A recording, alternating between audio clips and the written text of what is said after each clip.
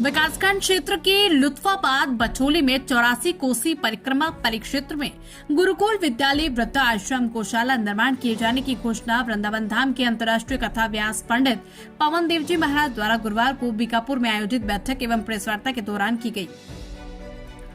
बताया कि विश्व सेवा मिशन ट्रस्ट वृंदावन के संयोजन में कार्य योजना बनाई गई है, जिसके लिए भूमि चिन्हांकित कर ली गई।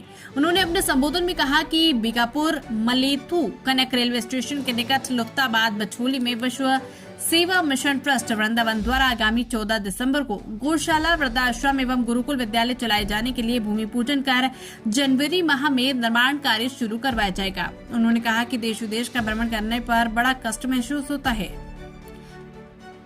आजकल के युवा माता पिता को वृद्धाश्रम छोड़ देते हैं, जो बहुत दुखद है। बच्चों को संस्कार न मिलने के कारण ऐसा होता है।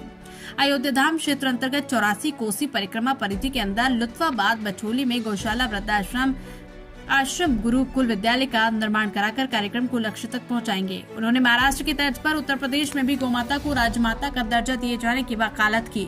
महाराष्ट्र की तर्ज पर गौमाता को राजमाता का दर्जा दिलाए जाने की मांग मुख्यमंत्री योगी आदित्यनाथ से व साधु संतों के साथ करेंगे। रामचरितमानस को राष्ट्र ग्रंथ घोषित किया जाना चाहिए। हिंदू समाज को एकजुट होने की जरूरत है।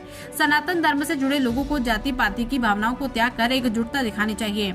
जिसके अंदर राम का गुण हो वही रावण को जलाए। रावण बहुत बड़ा ज्ञानी पंडित भी था और बहुत शक्तिशाली था। इस मौके पर पंडित रमाकांत शास्त्री, मोहन दुबे, राकेश मिश्रा सहित अन्य लोग मौजूद रहे।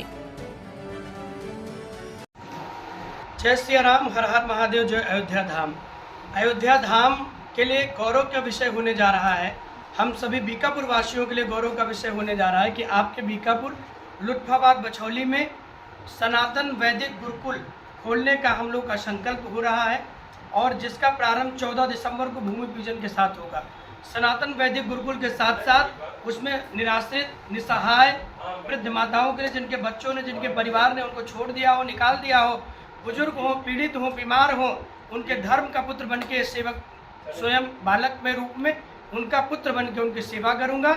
और गौशाला में गौवंश के संरक्षण के लिए जहाँ देश समाज सरकारें काम कर रही हैं, आम जनमानस भी इसमें हमारे जैसा आगे बढ़े और गौशाला में गौ माताओं के लिए काम करे। तो ये तीन उद्देश्य हम लोग का है, गौशाला और सनातन वैदिक गुरुकुल और हमारा वृद्धाश्रम। इस तीन पे हम लोग काम कर रहे हैं। 14 दिसंबर को उसका भूमि पूजन है और 2026 में मूर्त रूप से उसको हम लोग प्रारंभ कर देने के पूरे विचार में हैं। साथ साथ बहुत सारी हम लोग की बातें हैं, जैसे हमने संक्षेप में बहुत सारी बात भी रखी है कि हमारे रामचरितमानस को सरकार से मांग है कि राष्ट्रीय ग्रंथ घोषित करें। गौ माता को हमारे मोदी सरकार से, केंद्र सरकार से निवेदन है कि वो राष्ट्र माता घोषित करें।